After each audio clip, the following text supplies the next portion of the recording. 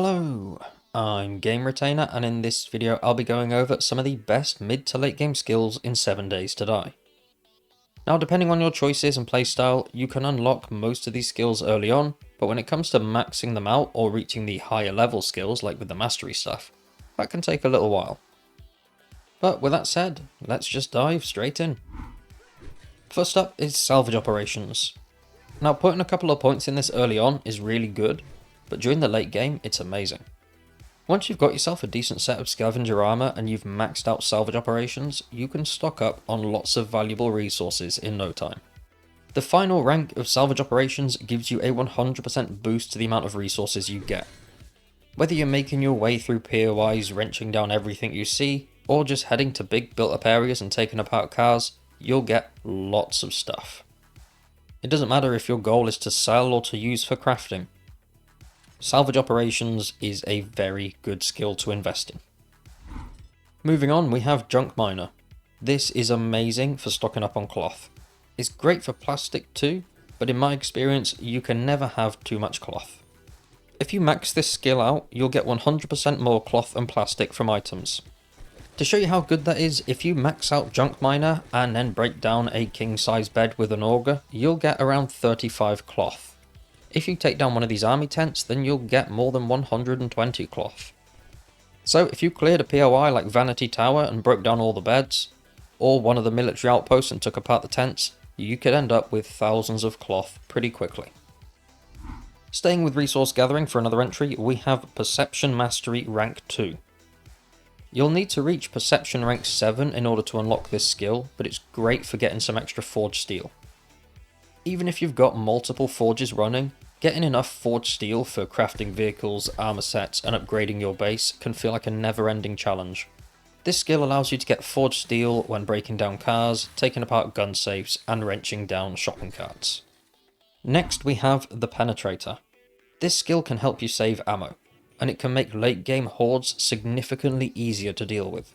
The one downside to this skill is that you may end up accidentally causing extra damage to your base blocks. So you will need some repair materials at your base to keep things all patched up. At level 5, you'll ignore 20% armor with firearms and archery, and 50% on anything with targeted armor reduction, like some of the special zombie variants. But you'll also gain the ability to penetrate 4 additional targets. Depending on your base layout, this can be great for taking down multiple zombies at once. If your base has an area for zombies to line up, then you can save on bullets. This skill is mostly for those using weapons like the sniper rifle, lever action rifle, and the hunting rifle. While these weapons do fire considerably slower than many other weapons in the game, you'll be taking down multiple enemies with each shot. The final level of Daring Adventurer is very useful, especially when you start completing some of the more advanced challenges. Things like the Killer Cop challenge offer some great rewards. Being able to take 2 of them instead of 1 is really nice.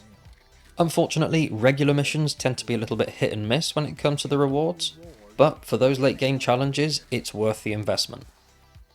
It's also pretty good for when you complete trade and mission tiers, as they tend to offer some pretty good rewards as well. The extra dukes that come with the Daring Adventurer can also be useful, but to be honest, by the time you've maxed it out, you probably have more than enough dukes, since they're pretty easy to get during the later stages of a playthrough. Lucky Looter is a valuable skill, and while the loot boost isn't really necessary in the late game, being able to loot up to 80% faster comes in very handy. Once you have top tier weapons and armor, clearing most POIs becomes relatively easy. If you're like me, then most of your time will be spent opening up loot containers. Since efficiency and time management are key in 7 Days to Die, being able to open up containers faster is very helpful. Without any points in Lucky Looter, it takes about 4 seconds to open a car, but once you've maxed the skill out, you can open a car in less than a second. Next is Intellect Mastery ranks 2 and 3. I'm purposefully avoiding going over the stun button and focusing on the magazines.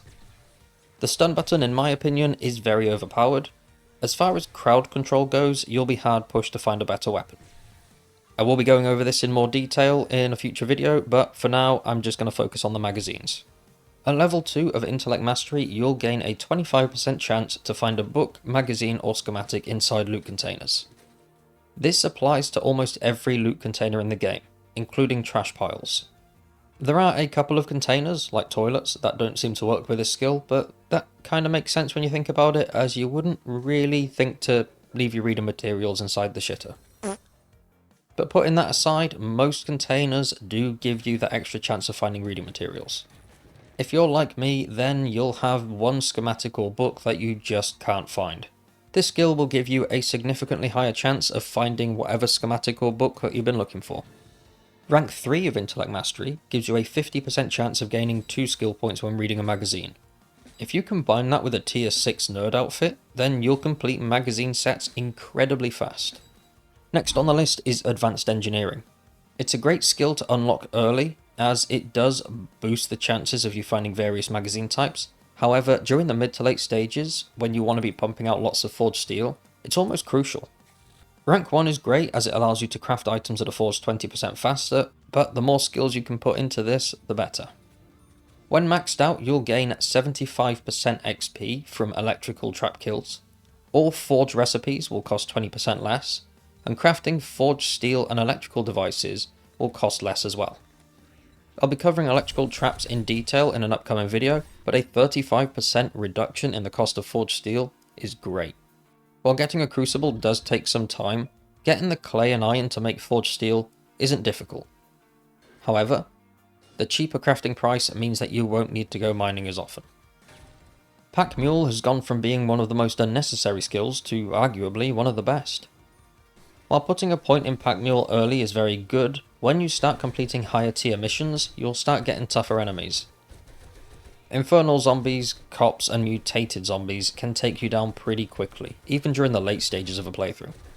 Not only that, but animals such as zombie bears and direwolves pack quite a powerful punch. Having a chance to avoid incoming damage can be very handy when you're taking on these tough enemies. When you max out this skill, you'll unlock all backpack slots. This isn't that special because chances are you'll have pocket mods by the time you max this skill out. What is really good is the 25% chance to avoid taking any damage. Keep in mind that you can still suffer effects such as infections and limb injuries when this is triggered, but you won't take any damage from the attack itself. One other great thing is at rank 5, you'll craft things in your inventory 50% faster than normal. This doesn't mean that you need to craft the items in your inventory to get the 50% speed boost. Anything you can craft by hand can also be produced in the workbench, and you will still get that 50% increase to crafting speed. For example, you can craft concrete blocks in your inventory. By default, it takes 10 seconds to craft one block. After maxing out Pack Mule, that time goes down to 5 seconds. But if you look here, as I look in the workbench, the crafting time for a concrete block in the workbench is now also 5 seconds because I have Pack Mule maxed out. This won't work for anything that you have to use a workbench for, but it's pretty useful. But that's it for this one. I appreciate you watching. There are lots of great skills in 7 Days to Die, and I'll be making more videos covering more skills. This was just a few picks for some good mid to late game options. I did steer away from weapons for the most part during this one, as I'm going to give them their own video as a separate thing. But thanks again for watching, and hopefully I'll catch you in the next video.